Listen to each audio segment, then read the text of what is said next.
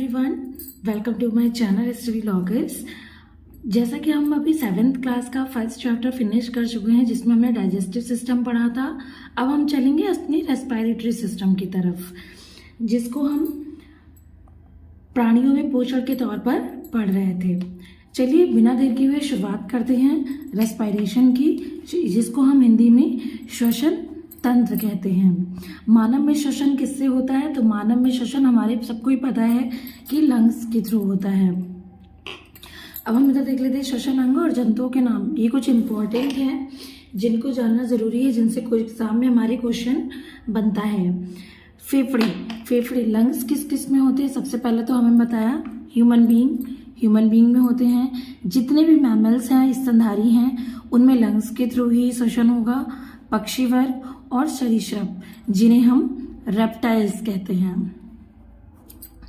Next, गलफड़े या gills, तो वो जितने भी जलीय जंतु होते हैं जैसे मछली, घोंगा, सीप, इनमें गिल्स के थ्रू रेस्पिरेशन या श्वसन होता है।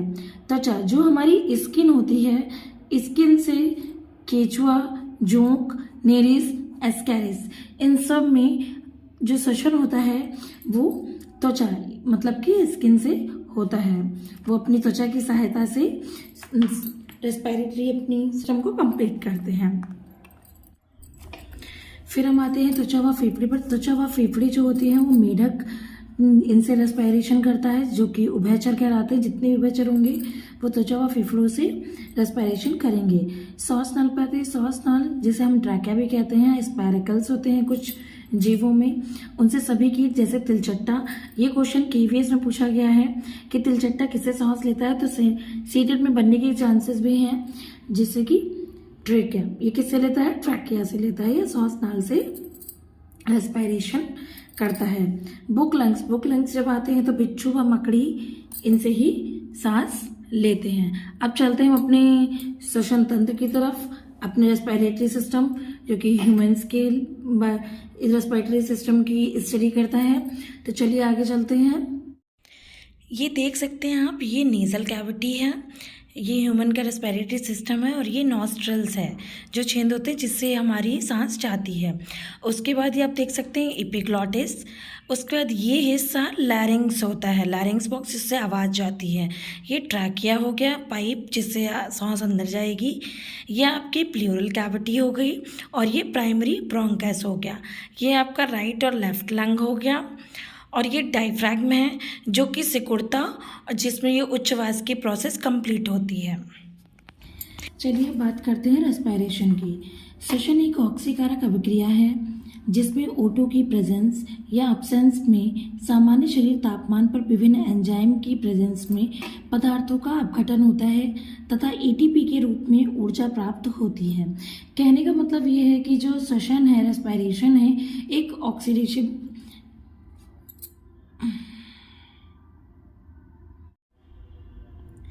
कहने का मतलब है कि श्वसन एक ऑक्सीकारक अभिक्रिया है जिसमें जो ऑक्सीजन होती है उसकी उपस्थिति या अनुपस्थिति में सामान्य शरीर जो होता है तापमान पर, शरीर जो होता है वो शारीरिक तापमान पर, जो कि नॉर्मल टेम्परेचर होता है, उस पर विभिन्न एंजाइम्स की उपस्थिति में पदार्थों का अपघटन होता रहता है। और वह ऊर्जा किस रूप में निकलती है? वो ऊर्जा ATP के रूप में निकलती है। जैसे अगर हम नियंत्रण की बात करें तो इसका नियंत्रण कहाँ होता है? मेडुला ऑब्लोंगाटा में होता है। ये क्वेश्चन इंपॉर्टेंट है। मापक यंत्र, तो स्पायरोमीटर इसको मापता है। श्वसन दर, ये ध्यान रखिएगा, बच्चे में श्वसन दर 28 बार पर मिनट होती है और एक वयस्क में 14 से 18 बार पर मिनट होती है। अब हम नेक्स्ट बात कर लेते हैं श्वसन की। देखिए हमने इसकी एक रिएक्शन लिखी हुई है। ये रिएक्शन है C6H12O6। जो C6H12O6 है, ये क्या है हमारा? ये ग्लूकोज है, और 6O2 ऑक्सीजन है। जब ये ब्रेक होगी तो 6CO2 carbon dioxide, 6H2O water और 38 ATP के फॉर्मेशन करेगी। अभी ऐसा बताया कि ATP के फॉर्म में क्या रिलीज होता है? तो एनर्जी रिलीज होती है। तो कितने अमाउंट बनेगा? 38 ATP बनेंगी। अब चलते हैं श्वसन की तरफ। तो श्वसन दो तरीके का होता है, एक एक्सटर्नल रेस्पिरेशन, एक इंटरनल रेस्पिरेशन, बाह्य श्वसन और अंतः श्वसन। पहले हम बात करेंगे बाह्य श्वसन की। बाह्य श्वसन की तरफ चलते हैं तो O2 का यानी मतलब कि ऑक्सीजन का फेफड़ों में आना, तो O2 का फेफड़ों में आना और CO2 का फेफड़ों से बाहर जाना, जिसे हम इनहेल बोलते हैं। O2 को हमने अपने फेफड़ों में लिया, ऑक्सीजन हमारे फेफड़ों में गई, फेफड़े फूले। CO2 वहां से जब बाहर जाएगी तो फेफड़े सिकुड़ेंगे। आगे चलते हैं तो ये कहता है दो प्रोसेस हुई जिसमें हमने श्वासोच्छ्वास किया, एक इनहेलेशन और एक एक्सहेलेशन होता है।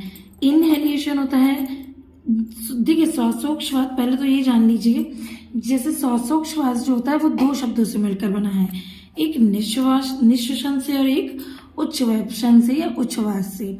निश्वसन कहलाता है इनहेलेशन, मतलब O2 को अंदर लेना, और एक्सहेल क्या कहलाता है, कहते हैं ना इनहेल करिए एक्सहेल करिए। इनहेल मतलब इन मतलब ही अंदर, और एक्सहेल मतलब एक्स मतलब बाहर, उसको बाहर करिए, ठीक है। तो ये जो निश्चित मात्रा में O2 का फेफड़ों में आना और CO2 को बाहर निकलना, दोनों को प्रोसेस को कंबाइन करके अगर हम बात करें तो उसे श्वासोच्छ्वास बोलते हैं, ठीक है। अब हम चलते हैं निश्वसन। निश्चित मात्रा का जब O2 का फेफड़ों में आना होगा, और वो मात्रा कितनी होती है, वो मात्रा होती है हमारी 220 ml से 240 ml, ये होता है निश्वसन। फिर हम आते हैं अगर उच्छ्वास पर, तो निश्चित मात्रा में किसका बाहर निकलना, CO2 का, और निश्वसन में O2 का अंदर आना, उच्छ्वास में CO2 का बाहर जाना, और वो भी कितनी होगी 200 ml से 280 ml तक। अब हम गैसियस एक्सचेंज की बात कर लें तो गैसियस एक्सचेंज में जो श्वसन होता है उसमें 100% एयर को अंदर लेंगे, तो एयर कैसे डिवाइड होगी, सेम उसी में 78 नाइट्रोजन, ऑक्सीजन 21% और CO2 0.03%, ठीक है। अब हम आते हैं इंटरनल रेस्पिरेशन पर, अंतः श्वसन। अंतः श्वसन की बात करें तो ऑक्सीसेशन और अनऑक्सीसेशन दो तरीके की प्रोसेस होती है, जिसमें गैसीय परिवहन किसमें आता है या गैसियस एक्सचेंज किसमें आता है, तो वो हमारा आ जाएगा ऑक्सीसेशन में।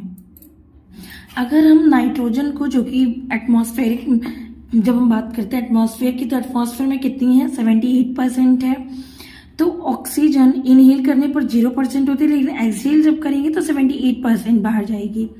सेम ऑक्सीजन के साथ है, ऑक्सीजन 21%, लेकिन जब हम इनहेल करते हैं तो 4% ही अंदर आती है, एक्सहेल करने पर 16 to 17% एक्सहेल हो जाती है। CO2 कार्बन डाइऑक्साइड 0.03 एटमॉस्फेयर में प्रेजेंट है, वहीं 0% इनहेल और एक्सहेल 4% होती है। अब हम रेस्पिरेशन और श्वसन की रिएक्शन को देख लेते हैं। क्या केमिकल रिएक्शन ये कहती है कि C6H12O6, ये सबको पता लग चुका है, इतनी बार पढ़ा चुकी हूँ। ये क्या है, ये हमारा ग्लूकोज है। ग्लूकोज ऑक्सीजन के साथ मिलकर किसमें ब्रेक होता है, तो 6CO2 plus 6H2O plus 686 kilo calorie में टूट जाता है, और ये 686 किलो कैलोरी क्या है, ये एनर्जी रिलीज हो रही है। श्वसन में क्या होता है, गैस का परिवहन होता है, ऑक्सीसेशन होता है और अनऑक्सीसेशन होता है। अब हम इसके बारे में पढ़ेंगे। अब हम बात कर लेते हैं ट्रांसपोर्टेशन ऑफ गैसेस की। ट्रांसपोर्टेशन ऑफ गैसेस कैसे होगा, गैस का ट्रांसपोर्ट अब कैसे होगा वो यहाँ पे समझेंगे। सबसे पहले वायु हमारी नासिका मतलब कि नोज में जाती है, फिर कंठ गले में जाती है, फिर ये देखिए डबल साइन बना हुआ है, यहीं से एक्सहेल भी होगी, इससे ऐसे ही इनहेल होगी, ये साइन इसलिए बने हुए हैं। कंठ से वह सांस नली में जाती है, सांस नली से श्वसनी में, श्वसनी से श्वसनिका में, और उसके बाद कूपिका या वैक्यूल्स में, उसके बाद ब्लड में, और ब्लड में घुलने के बाद वह पूरी बॉडी में सर्कुलेट कर दी जाती है। O2 होगी तो वो इनहेल हो जाएगी इनहेलेशन प्रोसेस के थ्रू, और जब वो एक्सहेल होगी तो इसी पाथवे से बाहर की तरफ जाएगी क्या, हमारी CO2। अब देखिए O2 को रक्त में पहुंचाना और CO2 को रक्त से बाहर निकालना। हीमोग्लोबिन O2 को रक्त में पहुंचाएंगे 97% होता है, बट CO2 को रक्त से बाहर करेंगे तो सोडियम बाइकार्बोनेट 70% जाएगा। प्लाज्मा की बात करें तो O2 को रक्त में जब पहुंचाते हैं तो 3% प्लाज्मा होता है। जब हम CO2 को रक्त से बाहर करते हैं तो हीमोग्लोबिन 23% और प्लाज्मा 7%।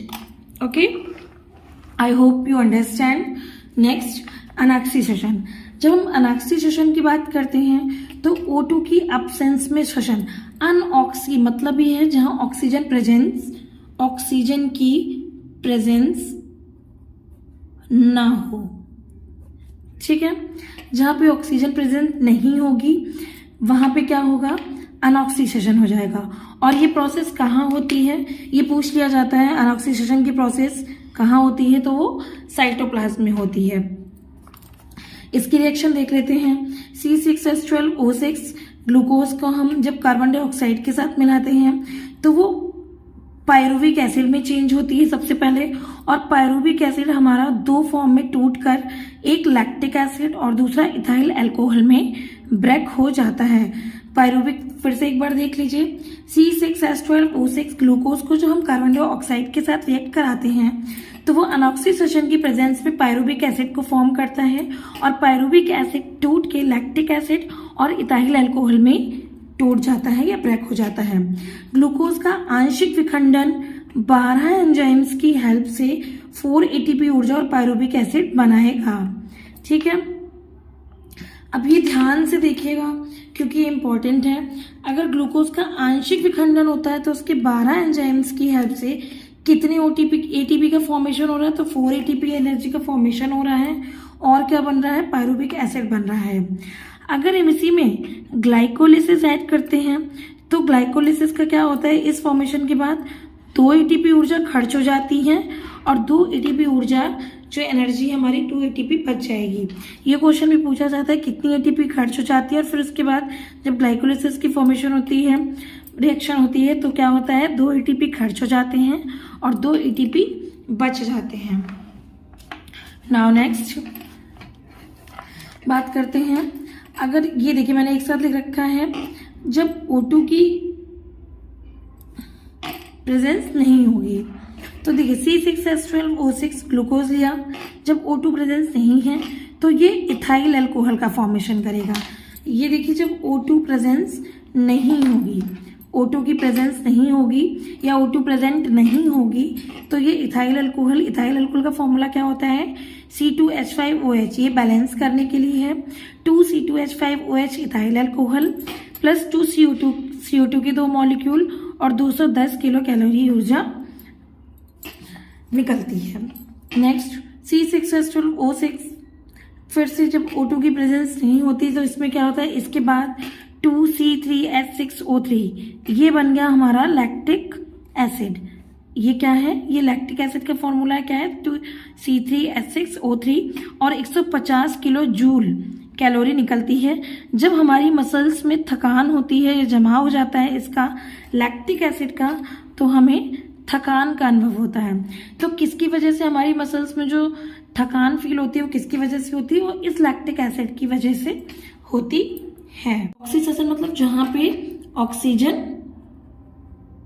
प्रेजेंस होगी या ऑक्सीजन की प्रेजेंस होगी, ऑक्सीजन प्रेजेंट होगी। तो जब ऑक्सीजन प्रेजेंट होती है तब ऑक्सीसेशन होता है, इसलिए लिखा है ऑक्सीजन की उपस्थिति में होती है। C6H12O6 पूर्ण रूप से जब विखंडित हो जाता है, और पूर्ण विखंडित C6H12O6 कब होगा, जब ऑक्सीसेशन की प्रोसेस होगी। देखिए ऑक्सीसेशन की रिएक्शन है, C6H12O6 ग्लूकोज को जब हम ऑक्सीजन के साथ रिएक्ट करते हैं तो ये पूर्णतः विखंडित होगी, तो 6CO2 फॉर्म होगा, 6H2O वाटर मॉलिक्यूल होंगे और 686 किलो कैलोरी एनर्जी निकलेगी। ये कहाँ संपन्न होती है, ये एक इम्पॉर्टेंट क्वेश्चन है। अनऑक्सीसेशन हमने देखा कहाँ होता है, साइटोप्लाज्म में होता है, लेकिन अगर ऑक्सीसेशन की बात करें तो वो माइटोकॉन्ड्रिया में संपन्न होगा, और 38 ATP ऊर्जा प्राप्त होती है जो कि 1 ग्राम में होती है।